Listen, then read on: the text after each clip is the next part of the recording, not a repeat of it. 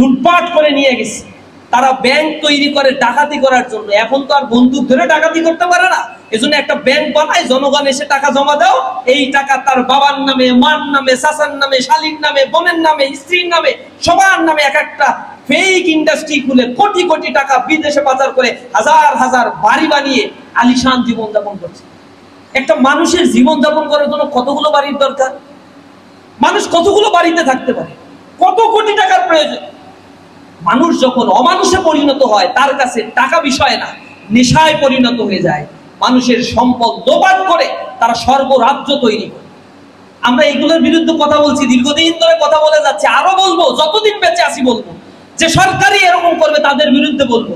আর এগুলো বলি বিদায়ী হচ্ছে আমাদের দোষ, বলি বিদায়ী হচ্ছে আমাদেরকে দীর্ঘদিন কাজ করতে দেয় নাই, বলি বিদায়ী হচ্ছে আমাদের ভাইদেরকে গুম করে ফেলে, বলি বিদায়ী হচ্ছে আমাদেরকে অনেক চড়া মূল্য দিতে হয়েছে এই বাংলাদেশে। কিন্তু তাতে কোনো লাভ হয় নাই। দিন শেষে ছাত্ররা পঙ্গপালের মতো ইসলামী ছাত্র শিবিরের কাছে আসছে, কারণ ওই অশ্লীলতা, বেহায়াপনা, মাদক, এই জিনিসগুলো মানুষকে শান্তি দিতে পারে না। যদি শান্তি দিত তাহলে পশ্চিমা অপকালচার গুলো আজকে পৃথিবী থেকে ধ্বংস হয়ে যেত না। পশ্চিমারা আজ ক্ষয়িষ্ণু হয়ে যাচ্ছে, এর কারণ হচ্ছে পৃথিবীতে তারা যে ফ্রি সেক্স লিভিং টুগেদার কথা চালু করছে, এই ফ্রি সেক্স লিভিং টুগেদার কথা আজ তাদের জন্য বুমেরাং হচ্ছে। তারা মডার্নাইজেশনের নামে যে উন্মুক্ত অশ্লীলতা ছড়িয়ে দিয়েছে, সে অশ্লীলতা তাদের জন্য বুমেরাং হয়ে গিয়েছে। পৃথিবীর 56টা দেশ রয়েছে যেখানে নেগেটিভ পপুলেশন বা জিরো পপুলেশনের দেশ, তাদের আর জনসংখ্যা তৈরি হচ্ছে না, বিয়ে শাদী করে না, nucleus family, single mother concept develop করে আজ তারা দেউলিয়ার শূন্যের কোঠায় চলে গিয়েছে। তাদের ধর্মগুরুরা বারবার তাদেরকে সতর্ক করেছে, সতর্কতা তারা শুনে নেয়। পশ্চিমাতে আজ ভয়ঙ্কর রকমের ফ্রি সেক্স লিভিং টুগেদার মাধ্যমে ছেলেরা ছেলেদের বিয়ে করে, মেয়েরা মেয়েদের বিয়ে করে, একটা জাতি ধ্বংস হয়ে যাচ্ছে। সেখানে অশ্লীলতার চূড়ান্ত পর্যায়ে তারা গিয়েছে।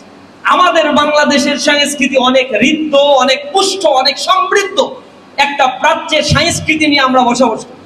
এখানেও মডার্নাইজেশনের নামে যে অশ্লীলতার বিষ বাষ্প ওটিটি প্ল্যাটফর্ম আর ফেসবুকের মাধ্যমে ছড়িয়ে দিয়ে যে অশ্লীলতা করাচ্ছে, যা জাতির জন্য ভয়ঙ্কর একটা বার্তা দিচ্ছে। এদেশের শিক্ষা কাঠামোর ভিতরে নৈতিকতা না থাকার কারণে, ধর্মীয় অনুশাসন এবং রিলিজিয়াস ফ্যাক্টর গুলোকে সামনে নিয়ে আসার না কারণেই আজকে এদেশে যত অস্থিরতা এবং অশ্লীলতা। শিক্ষা বাড়ার সাথে সাথে তো এগুলো কমার কথা ছিল।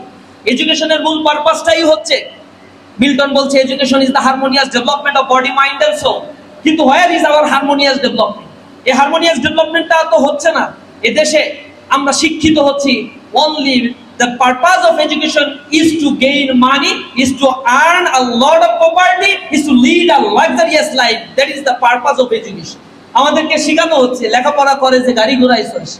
যদি তুমি গাড়ি ঘোড়ায় না চড়তে পারো, তোমার বাপ মাও বলে তোকে লেখাপড়া করাই করলাম না, ভালো মানুষ হইছো কিনা এটা জীবনে জিজ্ঞেস করবে না। আমার ইউনিভার্সিটি শিক্ষক দেখা হলে আমাকে বলে করো কি? একবারের জন্য কোনো শিক্ষককে শুনলাম না তুমি মানবতার জন্য কতটুকু কাজ করেছো। এখনো কি তুমি মানুষকে ফেরিওয়ালার মতো ডেকে ডেকে ভালো দিকে নিয়ে আসো, কাউন্সিলিং করো? তুমি কতজন মানুষকে আসলে ভালো পথে নিয়ে আসছো? কতজন দরিদ্র মানুষের জন্য তুমি কাজ করেছো? কতজন অসহায় মানুষের পাশে গিয়ে তুমি দাঁড়িয়েছো? এই মানবিকতা বোধ আমাদেরকে শিখায় না। আমাদেরকে শিখায় যার টাকা আছে সে সুদ করো, ঘুষ করো, অর্থ লোপাটকারী হোক, সবচেয়ে বড় চেয়ারটা তাকে দিতে হবে। আমার সোসাইটি আমাকে সেটা শিখাচ্ছে। এই জন্য আমার সোসাইটি আমাকে বলে লেখাপড়া করে যে গাড়ি ঘোড়ায় চড়িস।